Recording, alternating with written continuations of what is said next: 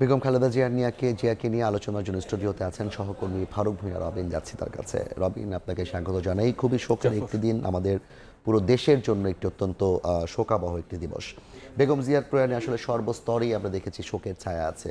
কি কার্যক্রম কিংবা কর্মসূচি ঘোষণা করা হচ্ছে তার মৃত্যুকে কেন্দ্র করে? জাফর, শুধুমাত্র আমাদের দেশেই নয়, আমরা বিভিন্ন শোকবার্তা যেটি দেখতে পাচ্ছি দেশে বাইরে থেকে আসছে, অর্থাৎ বিভিন্ন দেশের রাষ্ট্র ও সরকার প্রধানরাও কিন্তু তারা তাদের শোক জানিয়েছেন। তো আপনি যে কথাটি বললেন যে কি কর্মসূচিটি থাকছে, তো সেই জায়গায় রাষ্ট্রীয়ভাবে 3 দিনের শোক ঘোষণা করা হয়েছে এবং আগামীকাল বুধবার সাধারণ ছুটি ঘোষণা করা হয়েছে। কারণ আমরা জানি যে আগামীকাল যেহেতু বেগম জিয়ার জানাজা এবং দাফন সেই কার্যক্রমটি সেটি অনুষ্ঠিত হবে এবং অন্যদিকে বিএনপির পক্ষ থেকে 7 দিনের শোক ঘোষণা করা হয়েছে। আর একটু আগে যেটি বলছিলাম যে বিভিন্ন দেশের রাষ্ট্র ও সরকার প্রধান তারা শোক জানিয়েছেন। আমরা যদি বলতে যাই যে প্রতিবেশী ভারতের প্রধানমন্ত্রী নরেন্দ্র মোদী এবং দেশটির বিরোধী দলের নেতা কংগ্রেস নেতা রাহুল গান্ধী সহ দেশটির বর্ষিয়ান রাজনীতিবিদরাও কিন্তু যে শোক জানিয়েছেন। অন্যদিকে পাকিস্তানের প্রেসিডেন্ট আসিফ আলী জারদারি এবং প্রধানমন্ত্রী শেহবাজ শরীফ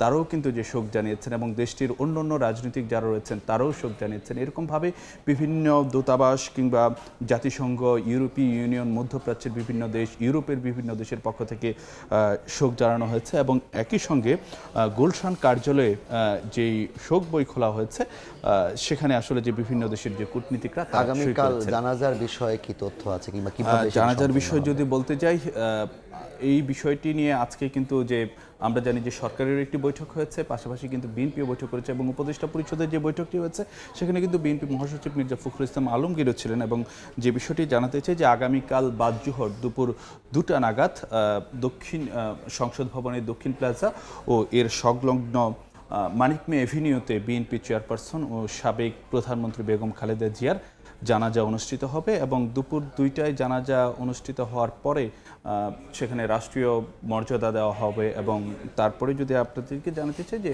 এর পরে আর কি তার স্বামী সাবেক রাষ্ট্রপতি জিয়াউর রহমানের সমাধির পাশে তাকে দাফন করা হবে।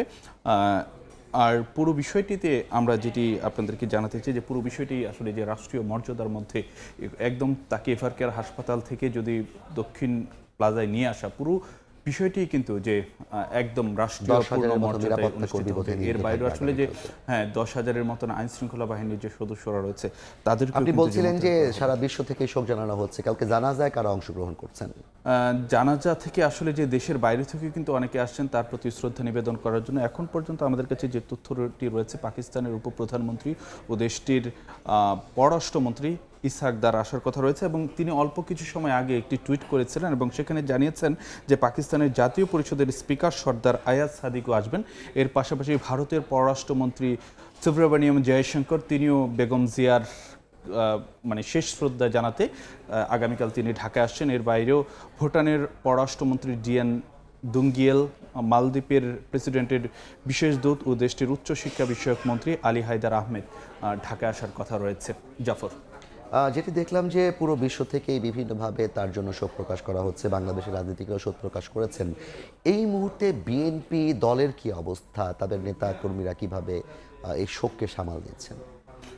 আসলে এই বিষয়টি যদি বলতে যাই, এমন একটি নিশ্চয় বিএনপির জন্য একটি বড় একটি যে ধাক্কা এবং একই সঙ্গে তো বলা হয়ে থাকে যে দেশের জন্য একটি বড় ধাক্কা। আমরা আসলে কতটা শোক সেটা আমরা একটু আগে দেখছিলাম, আমরা একটি ভিডিও ক্লিপে দেখছিলাম যে বিএনপির মহাসচিব মির্জা ফখরুল ইসলাম আলমগীর তিনি কিন্তু যখন চিকিৎসকরা ঘোষণা করছিলেন তখন কিন্তু তিনি কেঁদে দিয়েছেন।